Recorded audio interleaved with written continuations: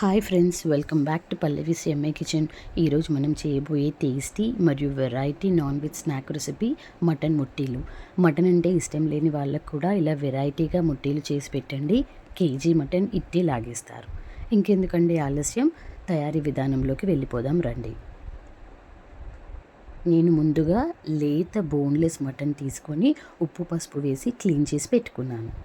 ఇప్పుడు ఒక కుక్కర్ తీసుకొని అందులో క్లీన్ చేసుకున్న మటన్ వేసుకోవాలి. తర్వాత ఒక చెంచాడు పసుపు, కొద్దిగా ఉప్పు, ఒక గ్లాస్ నిండా మంచినీళ్ళు పోసుకొని కుక్కర్ మూత పెట్టుకొని స్టవ్ పై 4 విజిల్లు వచ్చే వరకు ఉడికించుకోవాలి. చూసారు కదా, 4 విజిల్లు అయిపోయాయి. ఇప్పుడు ఉడికిన మటన్ని ఒక బౌల్లోకి తీసుకుందాం. ఇప్పుడు ఒక మిక్సీ జార్ తీసుకొని అందులో ముందుగా ఉడికించిన మటన్ని వేసుకోవాలి. తర్వాత ఇందులో కొద్దిగా పుదీనా యాడ్ చేసుకుందాం. తర్వాత కొంచెం షాయి జీరా, కొద్దిగా పట్ట, తర్వాత ఒక 2 ఇలాచీ 2 లవంగాలు కూడా యాడ్ చేసుకుందాం. తర్వాత ఇందులో ఒక సగం కప్పు పుట్నాల పప్పును కూడా యాడ్ చేసుకోవాలి. తర్వాత కొద్దిగా కారం, రుచికి సరిపడా ఉప్పు చూసి వేసుకోవాలి, ఉడికేటప్పుడు వేసుకున్నాం కాబట్టి. తర్వాత ఒక చెంచాడు ధనియాల పొడి వేసుకొని వీటన్నింటినీ చక్కగా మిక్సీ పట్టేసుకోవాలి. చూసారు కదా, ఇలా చక్కగా గ్రైండ్ చేసుకున్న మిశ్రమాన్ని బౌల్లో వేసేసుకుందాం. ఇప్పుడు స్టవ్ వెలిగించుకుందాం. తర్వాత ఒక బాండి పెట్టుకొని డీప్ ఫ్రైకి సరిపడా ఆయిల్ పోసుకోవాలి.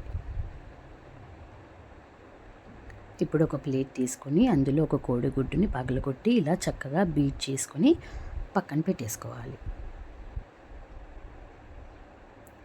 ఇప్పుడు ముందుగా గ్రైండ్ చేసి పెట్టుకున్న మటన్ పుట్నాల పప్పు మిశ్రమాన్ని ఇలా ముద్దలుగా తీసుకొని చేతిపై ఇలా ముట్టీలుగా ఒత్తుకోవాలి. తర్వాత దానిని ఇలా 2 వైపులా కోడిగుడ్డు మిశ్రమంలో ముంచుకొని కాగుతున్న నూనెలో వేసుకొని మీడియం ఫ్లేమ్ పైన బంగారు రంగు వచ్చే వరకు ఇలా చక్కగా వేయించుకోవాలి. మటన్ ముందుగానే ఉడికిపోయింది కాబట్టి ఫ్రై కావడానికి ఎక్కువ టైం పట్టదు. మీడియం ఫ్లేమ్పై బంగారు రంగు వచ్చే వరకు ఇలా ఒక్కొక్కింటిని వేసుకొని చక్కగా ఫ్రై చేసుకోవాలి.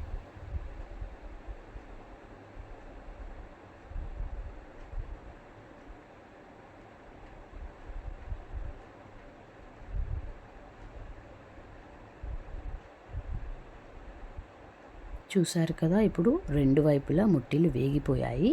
ఒక ప్లేట్లోకి తీసుకుందాం.